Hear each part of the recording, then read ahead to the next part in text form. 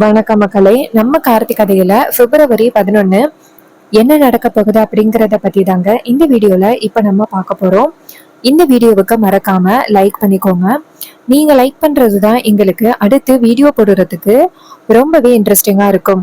So மறக்காம like பண்ணிட்டு இந்த வீடியோவை பாருங்க. என்ன நடக்குது அப்படின்னா, வீட்டுக்கு அமைச்சர் வராங்க. வீட்டுக்கு அமைச்சர் வரதை பார்த்துட்டு எல்லாரும் வரவேற்கிறாங்க. அமைச்சர் அங்கேருந்து வந்துட்டு ஈஸ்வரிய பார்த்து, வணக்கம் மேடம், நான் வந்ததுல உங்களுக்கு சந்தோஷம் தானே அப்படின்னு சொல்ல, ஈஸ்வரி கேக்குறாங்க, என்ன இப்படி சொல்றீங்க? உங்களை மாதிரி ஆள் எங்க வீட்டுக்கு வர்றது எங்களுக்கு ரொம்ப பெரிய பெருமைதான். வாங்க அப்படின்னு சொல்லி வீட்டுக்குள்ள கூட்டிட்டு போறாங்க. அங்க போனதும் நம்ம ரேவதி வந்து அமைச்சரை பார்த்து, நீங்க வந்தது எங்க எல்லாருக்கும் ரொம்ப சந்தோஷமா இருக்கு அப்படின்னு சொல்ல, அமைச்சர் சொல்றாங்க, கார்த்திக் வந்து ரொம்ப ரெக்வஸ்ட் பண்ணி கேட்டதுனாலதான் நான் இங்க வந்தேன் அப்படின்னு பேசிக்கிட்டு இருக்காங்க. அப்ப நம்ம ரேவதி சொல்றாங்க, இது மாதிரி சாமி கும்பிடணும் அப்படின்னு சொன்னதும் அமைச்சரும் சரி அப்படின்னு சொல்லிட்டு சாமி கும்பிடுறதுக்காக எல்லாரும் பூஜை ரூமுக்கு போறாங்க. அங்க போயிட்டு நம்ம ஹீரோ ரேவதியோட நெத்தியில பொட்டு வச்சு விடுறாரு. அப்ப ரேவதி ரொம்ப சந்தோஷப்படுறாங்க. சோ இத பார்த்துட்டு அந்த ஈஸ்வரிக்கு செம்ம காண்டாகுது. இவங்க ரெண்டு பேருக்கும் விவாகரத்து ஏற்பாடு பண்ணி கொடுக்கலாம் அப்படின்னு நம்ம பிளான் பண்ணிக்கிட்டு இருந்தா இங்க இப்படி நடக்குது அப்படின்னு வில்லி நேரா ஈஸ்வரிய பார்த்து, அக்கா, இது எல்லாமே அந்த டிரைவர் பயலோட பிளானா தான் இருக்கும் அப்படின்னு தோணுது. அவன் தான் இப்படி எல்லாம் பண்ணிக்கிட்டு இருக்கான். இதை கேட்டதும் ஈஸ்வரி சொல்றாங்க, இங்க பாருடி, இப்போதைக்கு நான் எதுவுமே பேச முடியாத நிலைமையில இருக்கேன். அமைச்சர்கிட்ட வந்து என்னால எதுவும் சொல்ல முடியாது. இதை கேட்டதும் அந்த வில்லியும் சரிக்கா அப்படிங்கிறாங்க. இன்னொரு பக்கம் அமைச்சர் ஈஸ்வரிய பார்த்து, என்ன இப்படி ஓரமா நிக்கிறீங்க? உங்களோட பொண்ணு தானே இவங்க, ரெண்டு பேருக்கும் ஆசீர்வாதம் பண்ணுங்க அப்படின்னு சொன்னதும் ரேவதி அவங்க ஹஸ்பண்ட கூட்டிக்கிட்டு வாங்க அப்படின்ட்டு ஈஸ்வரி பக்கத்துல வந்து நிக்கிறாங்க. ரேவதி நேரா அவங்க அம்மாவை பார்த்து, அம்மா, இந்த நேரத்துல எங்க ரெண்டு பேருக்கும் நீங்க ஆசீர்வாதம் பண்ணிதான் ஆகணும் அப்படின்னு சொன்னதும் ஈஸ்வரியும் சரி அப்படின்ட்டு ரெண்டு பேருக்கும் ஆசீர்வாதம் பண்றாங்க. ரேவதி அவங்க அம்மாவை பார்த்து, அம்மா, நீங்க ஆசீர்வாதம் எங்க ரெண்டு பேருக்கும் ஒன்னா பண்ணதே எனக்கு ரொம்ப ஹாப்பியா இருக்கு அப்படின்னு ஈஸ்வரி அமைதியா நிக்கிறாங்க. அமைச்சர் இங்க நடக்கிறது எல்லாத்தையுமே கவனிக்கிறாங்க. ஏன் ஈஸ்வரி சரியா அந்த மாப்பிள்ளை கிட்ட பேசவே மாட்டிக்கிறாங்க அப்படின்னு கவனிக்கிறாங்க. அப்போ ரேவதி சொல்றாங்க, சரி வாங்க மேடம் சாப்பிடலாம் அப்படின்னு அமைச்சரை கூட்டிட்டு போயிட்டு அவங்களுக்கு சாப்பாடு பரிமாறுறாங்க. அமைச்சர் சாப்பாடு சாப்பிட ஹீரோ நின்னுகிட்டு இருக்காரு. அமைச்சர் ஹீரோவை பார்த்து, ஏன் தம்பி நீங்க நிக்கிறீங்க, வாங்க நீங்களும் அப்படின்னு சொல்ல அமைச்சர் வந்து உட்கார்றாங்க. ஹீரோவும் உட்கார்றாங்க. அப்போ ஈஸ்வரி வந்து அவங்கதான் பரிமாறுறாங்க. அப்போ அமைச்சர் வந்துட்டு, நீங்க பரிமாறுறது ரொம்ப அழகா இருக்கு, சாப்பாடும் ரொம்ப அருமையா இருக்கு அப்படின்னு. அப்ப ஈஸ்வரி சொல்றாங்க, எங்க வீட்டுக்கு மீனாட்சி அப்படிங்கிறவங்க வேலைக்கு வந்திருக்காங்க, அவங்களோட கைப்பக்குவம் தான், அவங்க ரொம்ப அருமையா சமைக்கிறாங்க அப்படின்னு பேசிக்கிட்டு இருக்காங்க. அப்ப ஹீரோவுக்கு ஈஸ்வரி சாப்பாடு பரிமாற அப்ப அமைச்சர் வந்து கவனிக்கிறாங்க. ஈஸ்வரியோட முகம் வந்துட்டு சரியில்லாதத அப்போ அமைச்சர் புரிஞ்சுக்கிட்டாங்க. கண்டிப்பா இவங்களுக்குள்ள ஏதோ ஒரு பிரச்சனை இருக்கு, அதை நம்ம கேட்கணும் அப்படின்னு அமைச்சர் நினைக்கிறாங்க. அப்ப சாப்பாடு எல்லாம் சாப்பிட்டு முடிச்சதோட அமைச்சர் வந்து அங்க உட்கார்றாங்க. சாப்பாடு ரொம்ப அருமையா இருந்துச்சு. என் சொந்த வீடு மாதிரியே இந்த வீட்டுல எனக்கு நிறைய உரிமை கொடுத்தீங்க அப்படின்னு. அப்ப ரேவதி சொல்றாங்க, இங்க பாருங்க மேடம், எங்களுக்கு நீங்க அவ்வளவு பெரிய உதவி பண்ணிருக்கீங்க, அப்படி இருக்கையில நாங்க எப்படி உங்களை கவனிக்காம இருப்போம்? இதுவும் உங்க வீடு மாதிரிதான். இந்த பக்கம் என்னைக்காவது வந்தீங்க அப்படின்னா எங்க வீட்டுக்கு மறக்காம வந்துட்டு போங்க அப்படின்னு. இதை கேட்டதும் அமைச்சர் சொல்றாங்க, இந்த மாதிரி அன்பான ஒருத்தவங்களை நான் திரும்பவும் பார்க்க வராம இருப்பேனா? நான் கண்டிப்பா வருவேன் அப்படின்னு அமைச்சர் சொல்றாங்க. அப்புறம் அமைச்சர் நேரா எல்லாரையும் பார்த்து, பந்தத்துல இருந்து ஒரு சின்ன குழப்பம், ஈஸ்வரி மேடம், உங்களுக்கும் உங்க மாப்பிள்ளைக்கும் ஏதாவது பிரச்சனையா? இது கேட்டதும் ஈஸ்வரி ஷாக் ஆகுறாங்க. அப்ப ரேவதி சொல்றாங்க, அப்படியெல்லாம் ஒண்ணும் இல்ல. அமைச்சர் சொல்றாங்க, நான் எத்தனை பேரை கடந்து வந்திருக்கேன், மக்கள் யாருக்காவது ஏதாவது பிரச்சனைனா அவங்க முகத்தை பார்த்தே கண்டுபிடிச்சு அவங்களுக்கு நல்லது செய்யறவனா. இந்த வீட்டுல என்ன பிரச்சனை இருக்கு அப்படின்னு எனக்கு புரிஞ்சு போச்சு. ஈஸ்வரி மேடம், எதுக்காக உங்க மாப்பிள்ளை கிட்ட நீங்க பேசாம இருக்கீங்க, என்ன நடக்குது அப்படின்னு சொல்லி கேட்க அதுக்கு ஈஸ்வரி சொல்றாங்க, இல்ல மேடம், அப்படியெல்லாம் எதுவும் இல்ல. அப்ப ராஜா சொல்றாரு, மேடம், நீங்க நினைச்சது உண்மைதான், ஈஸ்வரிக்கு என்னோட மாப்பிள்ளைக்கும் ஒரு சின்ன பிரச்சனை இருக்கு. இதை கேட்டதும் அமைச்சர் கேக்குறாங்க, சின்ன பிரச்சனையா, என்ன ஆச்சு அப்படின்னு. அப்ப ராஜா சொல்றாரு, விஷயத்தையெல்லாம் சொல்றாரு. இது எல்லாம் கேட்டதும் அமைச்சருக்கு ரொம்ப அதிர்ச்சியா இருக்கு. என்ன சொல்றீங்க, இப்படி ஒரு விஷயம் நடந்துச்சா? பட் பார்க்க போகையில எனக்கு கார்த்திக் மேல எந்த தப்பும் இல்ல அப்படின்னு தான் எனக்கு தெரியுது. கார்த்திக் கிட்ட நான் பல வருஷம் பழகிருக்கேன்.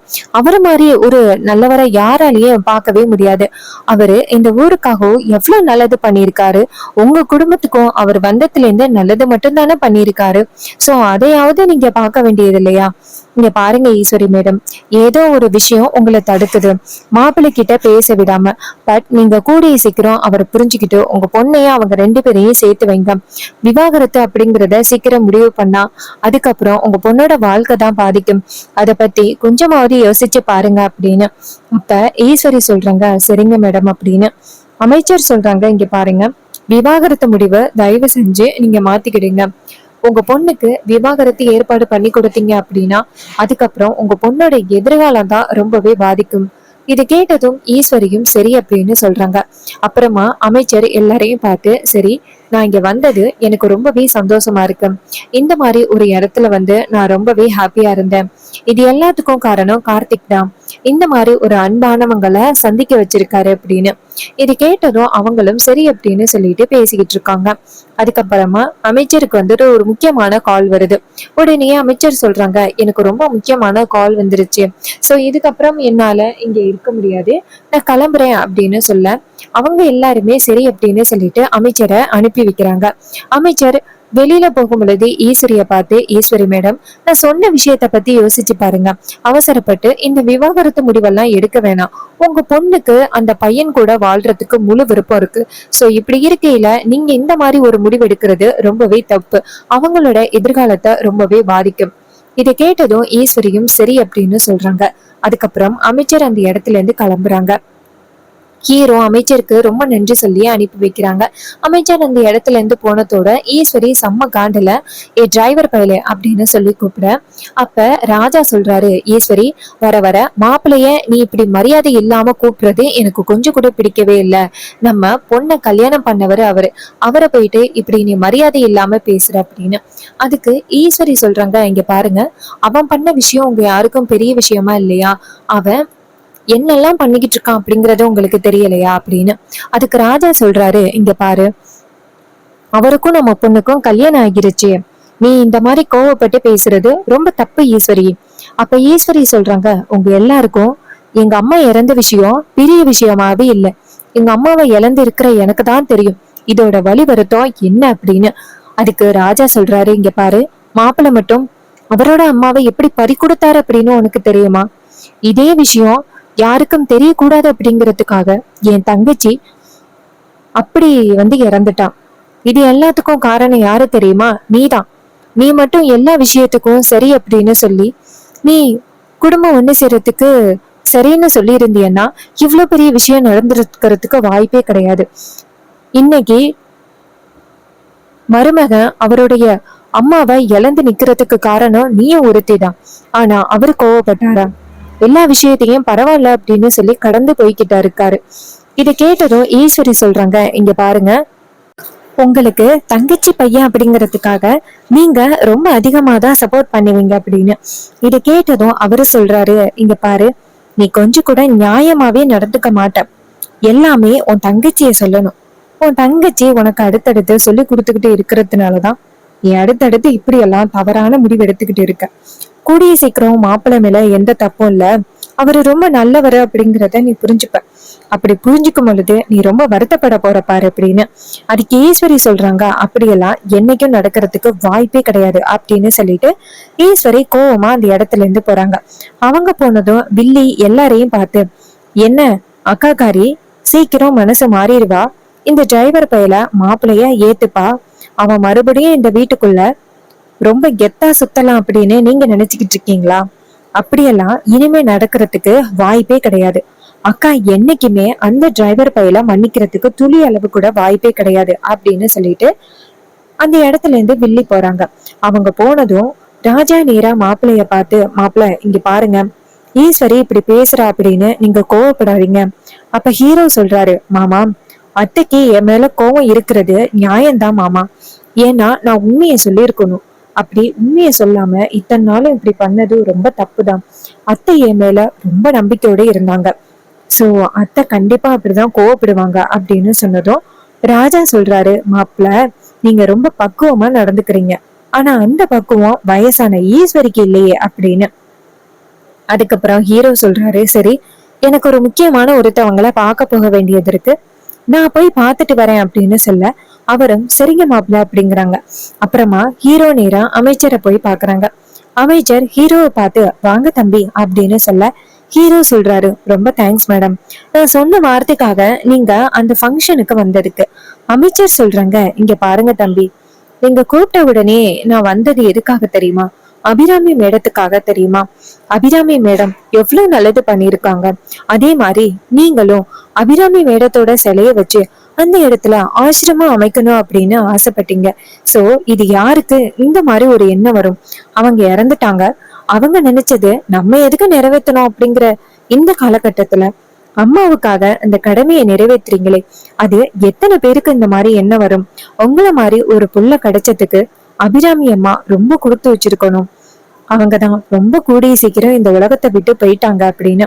அப்ப ஹீரோ சொல்றாரு, அம்மாவுக்கு ஏதோ நேரம் சரியில்லை, அதனால அப்படி ஆகிட்டாங்க. அமைச்சர் சொல்றாங்க, இங்க பாருங்க, ஈஸ்வரி மேடத்துக்கிட்ட நான் பக்குவமா எடுத்து சொல்லியிருக்கேன். சீக்கிரம் உங்களை புரிஞ்சுக்கிட்டு உங்களை மருமகனா ஏத்துப்பாங்க. அப்படி வேற ஏதாவது பிரச்சனை அப்படின்னா என்கிட்ட உடனே சொல்லுங்க, அந்த பிரச்சனைய நான் உடனே முடிவு பண்றேன். அதுக்கு ஹீரோ சொல்றாரு, இல்ல மேடம், அத்தை என் மேல அதிகப்படியான கோவத்துல இருக்காங்க. எதுக்காகன்னா, நான் அத்தனை நாள் வீட்டுல வந்துட்டு நிறைய பொய் சொல்லி இந்த வீட்டுல இருந்துட்டேன் அப்படின்னு அத்தை பெரும் கோவத்துல இருக்காங்க. சோ அவங்கள வந்து சமாதானப்படுத்துறது அப்படிங்கிறது அது கூடிய சீக்கிரம் நடக்காது. ஒரு பெரிய உண்மை ஒண்ணு மறைஞ்சிருக்கு. அந்த உண்மைய நான் சீக்கிரம் கண்டுபிடிச்சு அத்தை கிட்ட நிரூபிச்சிட்டேன் அப்படின்னா அத்தை கண்டிப்பா என்னை மன்னிக்கிறதுக்கு நிறைய வாய்ப்புகள் இருக்கு. அது எல்லாமே கூடிய சீக்கிரம் நடக்கும். இதை கேட்டதும் அமைச்சர் சொல்றாங்க, தம்பி இங்க சீக்கிரம் உண்மைய கண்டுபிடிச்சிருவீங்க அப்படின்னு எனக்கும் நம்பிக்கை இருக்கு அப்படின்னு. இதை கேட்டதும் ஹீரோவும், நான் கூப்பிட்டேன் அப்படிங்கிறது வந்ததுக்கு ரொம்ப தேங்க்ஸ். அமைச்சர் சொல்றாங்க, தெரிங்க தம்பி, அந்த ஆசிரமம் அமைக்கிறதுக்காக உங்களுக்கு வேற ஏதாவது பெர்மிஷன் வேணும் அப்படின்னா என்கிட்ட உடனே இன்ஃபார்ம் பண்ணுங்க, நான் பெர்மிஷன் கொடுக்குறேன். இது கேட்டதும் ஹீரோவும் சரிங்க மேடம் அப்படின்னு சொல்லிட்டு நம்ம ஹீரோ அந்த இடத்துல இருந்து கிளம்புறாரு. அப்போ அமைச்சர் நினைக்கிறாங்க, தம்பி ரொம்ப நல்லவர், அவங்களுடைய அம்மாவுக்காக ஒரு ஆசிரமம் அமைக்கணும் அப்படின்னு ஆசைப்படுறாரு. இவரு மாதிரி ஒரு மருமகன் கிடைச்சதுக்கு ஈஸ்வரி மேடம் ரொம்ப கொடுத்து வச்சிருக்கணும். பட் இவர் மேல உள்ள தப்பான அபிப்பிராயத்துல அவங்க ரொம்ப தப்பான முடிவு எடுக்கிறாங்க. சரி பரவாயில்ல இருக்கட்டும் அப்படின்னு நினைக்கிறாங்க. அப்புறமா ஹீரோ வீட்டுக்கு வராரு. ரேவதி நேரா ஹீரோவை பார்த்து, எங்க போயிட்டு வந்தீங்க அப்படின்னு சொல்ல ஹீரோ சொல்றாரு, அமைச்சரை தான் பார்த்துட்டு வந்தேன், அமைச்சர் கிட்ட தேங்க்ஸ் சொல்லிட்டு வந்தேன். அதுக்கு ரேவதி சொல்றாங்க, கடைசி நேரத்துல அம்மா வரமாட்டாங்க அப்படின்னு நான் எல்லாம் முடிவு பண்ணிட்டேன் தெரியுமா? அம்மா எப்படியும் அத்தையோட அந்த சிலையை திறந்து வைக்க வரமாட்டாங்க அப்படின்னு நான் ஒரு நிமிஷம் நினைச்சு ரொம்ப கவலைப்பட்டேன். ஆனா நல்ல வேலை, அத்தை வந்தது எனக்கு ரொம்ப சந்தோஷமா இருந்துச்சு அப்படின்னு பேசிக்கிட்டு இருக்காங்க. அப்போ மயிலு ரேவதி எல்லாரும் வராங்க. அவங்க எல்லாரும் வந்ததும் மயிலு சொல்றாரு, சகல இது மாதிரி அந்த சிவனாண்டியும் முத்துவும் அந்த சந்திராவும் எந்த பிளானும் பண்ணாமையா இருந்தாங்க, எனக்கே ஆச்சரியமா இருக்கு. அதுக்கு அவங்க சொல்றாங்க, பிளான் பண்ணலையா? அவங்க ரெண்டு பேரும் ஆபத்தான பொருளை அம்மாவோட சிலைக்கு பின்னாடி வச்சிருந்திருக்காங்க. ஏதோ எனக்கு இருந்த நல்ல நேரம், சந்திராவுக்கு போன் பண்றதுக்கு பதிலா எனக்கு கால் பண்ணிட்டாங்க. நான் விஷயத்தை எல்லாம் தெரிஞ்சுக்கிட்டேன். எப்படியோ அந்த ஆபத்தான பொருளை டீஆக்டிவேட் பண்ணி தூக்கி வீசிட்டேன். இல்லைன்னா அவ்வளவு பெரிய சம்பவம் நடந்திருக்கும். இதை கேட்டதும் மயிலு ரொம்ப ஷாக் ஆகுறாரு. சகல, நான் கூட கொஞ்ச நேரத்துல அவனுங்க திருந்திட்டானுங்க அப்படின்னு நினைச்சு கன்ஃபார்ம் பண்ணிட்டேன். அவனுங்க கடைசி வரைக்கும் திருந்தவே மாட்டானுங்க போல. அப்ப ஹீரோ சொல்றாரு, அவங்க திருந்தவே மாட்டாங்க. சரி, சந்திராவுக்கு ஒரு வேலை நம்ம கொடுத்திருந்தமை என்னாச்சு அப்படின்னு சொல்லிட்டு காமெடி பண்ணி பேசிக்கிட்டு இருக்காங்க. சோ இந்த கதை உங்களுக்கு பிடிச்சிருக்கா? இந்த கதை பிடிச்சிருந்துச்சுன்னா இந்த வீடியோவுக்கு மறக்காம லைக் பண்ணிக்கோங்க. நீங்க லைக் பண்றதுதான் எங்களுக்கு அடுத்து வீடியோ போடுறதுக்கு ரொம்பவே இன்ட்ரெஸ்டிங்கா இருக்கும். ஸோ மறக்காம லைக் பண்ணிட்டு இந்த வீடியோவை தொடர்ந்து பாருங்க. தேங்க்யூ ஃபார் வாட்சிங்.